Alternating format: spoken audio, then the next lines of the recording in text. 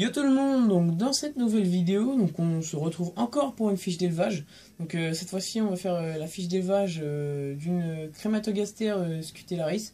Donc la Crématogaster scutellaris est une espèce répandue en France dans les régions méditerranéennes. Donc le développement est plus ou moins rapide suivant la température. Donc elles vivent dans un environnement sec et elles fuient l'humidité. Donc moi, je vous conseille de faire un nid en bois ou en plexi. Mais le béton cellulaire, ça peut leur convenir, mais elle creuse. Donc après, il faudra le blinder. Elle est présente sur le pourtour méditerranéen. Elle essaime entre juillet et septembre. Donc l'espèce à fondation indépendante et monogyne. Donc en gros, la gyne fondera seule sa colonie. Donc il ne faut pas lui apporter de nourriture avant l'apparition des premières ouvrières. Donc la gyne possède des réserves assez suffisantes pour rester en vie et en cas de besoin. Donc elle se nourrira des premiers œufs qu'elle aura pondus. Donc il ne faut pas lui apporter de nourriture. Ça pourrait occasionner un stress et stopper la fondation. Donc il faut mettre la gyne dans un tube à essai avec une réserve d'eau séparée par un coton. Et laisser au calme dans le noir sans vibration pendant à peu près un mois. Après, les premières ouvrières, ils vont naître au bout d'un mois et demi, 2 mois. Donc dès l'apparition des premières ouvrières, faut relier le tube à un ADC avec un anti-évasif sur les parois. Pour nourrir la colonie, vous mettez du pseudomiela sur un bout de papier aluminium sur un coton qui a été, un coton qui a été imbibé de pseudomiela, donc il faudra le mettre sur l'aluminium pour éviter les noyades. Les ouvrières, elles vont pas trop venir au début parce qu'elles seront pas beaucoup, donc elles auront un peu peur de se déplacer vu qu'elles sont seules.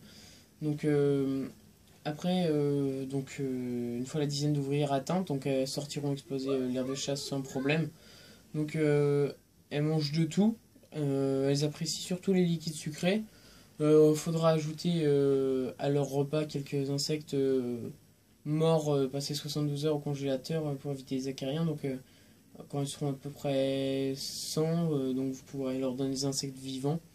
Donc vous pouvez aussi mettre quelques bouts de blanc de poulet cru. Donc faudra retirer les morceaux non consommés 1 heure après. Donc température à diapause. Donc elle vit très bien à température ambiante, mais vous pouvez la chauffer entre 27 et 30 degrés, ça lui donnera un coup de pouce. Cette espèce, elle a besoin d'hiverner pendant 1 mois et demi à 3 mois, entre début novembre et début mars. Arrêter de les chauffer peut suffire à les maintenir en diapause entre 18 et 22 degrés. Mais moi je conseille quand même de les mettre entre 12 et 15 degrés. Donc le développement de la colonie, il va pas forcément se stopper. Donc il faudra maintenir une alimentation régulière et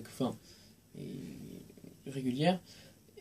Et même si vous les voyez pas se nourrir. Donc cette espèce, comme je l'ai dit tout à l'heure, elle creuse le béton cellulaire. Donc il faudra un nid en bois ou en plexi. Enfin, il faudra un bois assez résistant. Donc ça leur conviendra parfaitement. Donc il ne faut pas d'humidification dans le nid. Elles trouveront l'eau nécessaire grâce à leur nourriture et un abreuvoir qu'il faudra mettre dans l'aire de chasse.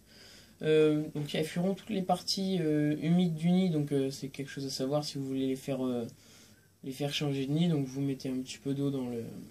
Enfin, vous mettez un peu de... Enfin, faut qu'il y ait de l'humidité en gros dans le nid où elle vivait. Donc l'espèce, elle est cool à élever, puis elle est agressive face aux autres espèces. Donc le développement est rapide. Elle recrute ses partenaires s'il y a une bonne source de nourriture qui a été donnée. Donc les tailles, la gyne fait 8 mm et les ouvrières font entre 3 à 6 mm et il n'y a pas de caste. Donc sur ce, je vais vous laisser puis on se retrouvera pour une prochaine vidéo.